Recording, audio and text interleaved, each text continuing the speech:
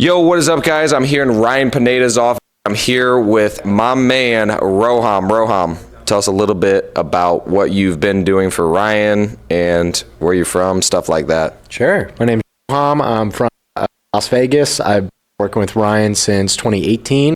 Started off as one of his cold callers at his home run offer flipping company. And after doing that for 2 years, I started working with his education company, Future Flipper, now Wealthy Investor. One of the real estate coaches there, and I help with sales. Love it. All right, so you've seen Ryan obviously hire a lot of different people. You have a lot of different experience with like just watching him literally grow the business from 2018 to where he is now. So who do you think is like the most important hire?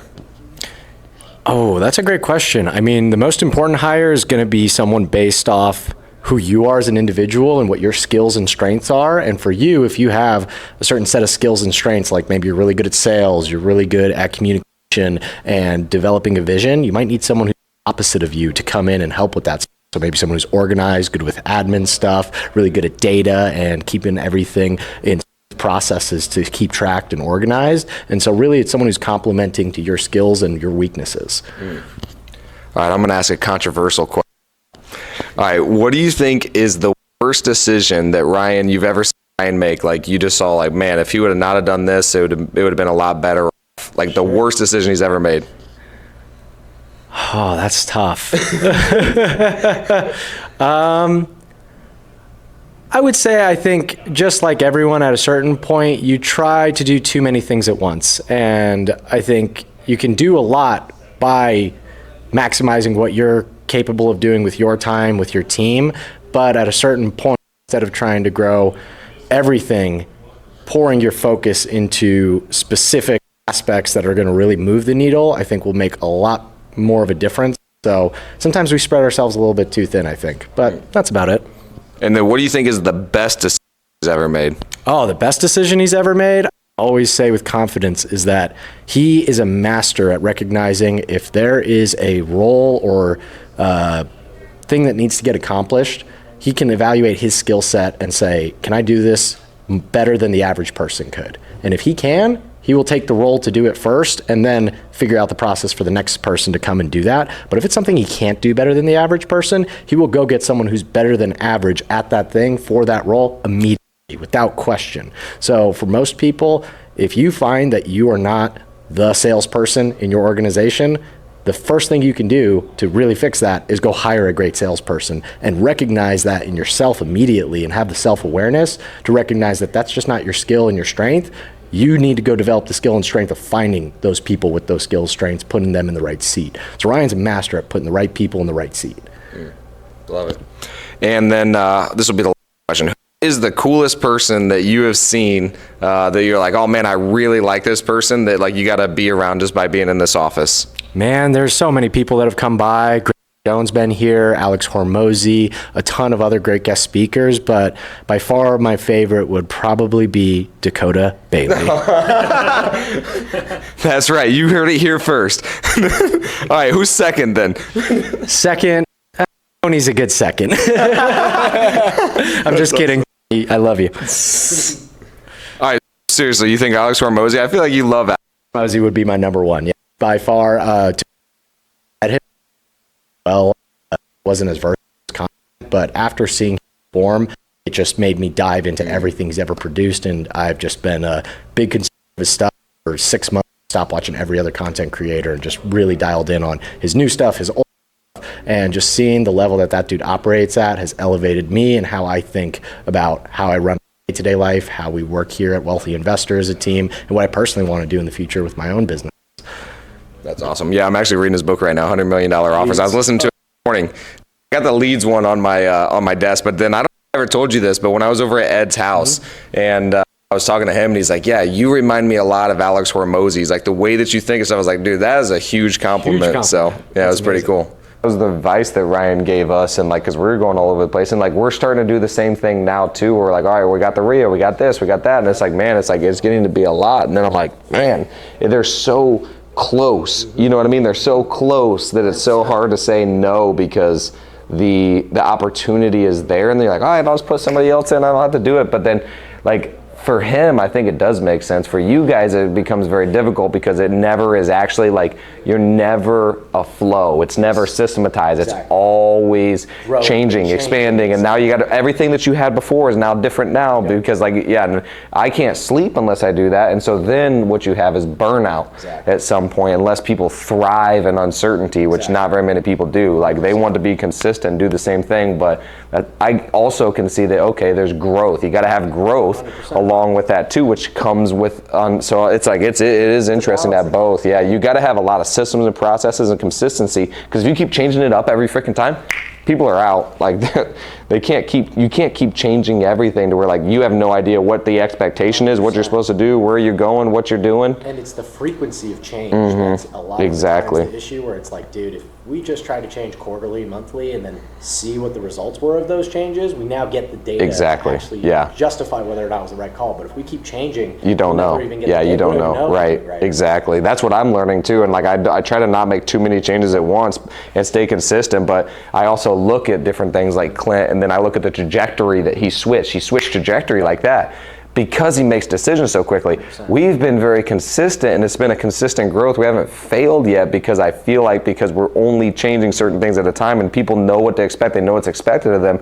And so I'm not trying to just scale up and get 40 salespeople, because what that's going to do is freaking destroy everything else, and everything's always going to be messed up. So what I do is I grow, and then I create processes around it, like, all right, are we good? Everything seem okay? Okay, we understand this stuff. Now we know what to do. All right, grow again. Bam. And then we bring on more people. And then like we're trying to do it as a steady thing, but I see both of it. And I think the other thing I recognize with you and Clint is that one, you're both open to criticism. People who are around you and telling you like how you're doing things, and you really take that in stride. But not only do you do that, you take the feedback of your team, because you really trust in the people that you've hired to help you make those decisions. Like Clint was talking about how Tyler is the one in charge of data and makes decisions based off the data. Now, he's not going to override those decisions unless it's a, hey, show me the data, and it's going to be clear, right? And so a lot of times, it's not so much putting the right person in the right seat. It's once you have them there, being able to trust them and let them do their thing and give them that 3-6 months runway to be like, I know how to solve this problem. I need the time to do it. And let's see it. Let's test it. Let's get there, versus trying to change it to make it work even faster and make it happen faster. It's like, dude, if you have the right guy for the job, let him do it. Yep. Have you ever fired anybody? Have you ever had to fire anybody? Whoever it is. It's not fun to fire people, but sometimes people fire themselves too. Right. Yeah. All right. So you talked about putting people in the right seats, giving them 3 to 6 months runway, and like letting them kind of do their job without you micromanaging and telling them how to do it. How do you know if they're the right people or not at that point? If you're just like, all right, you do this, how are you going to know? And then what do you do when they're not, and you're trying to give them and they're just screwing it up? Do you continue to let them screw it up, or do you guide them along the way? Like, walk me through what you've seen. Yeah, 100%.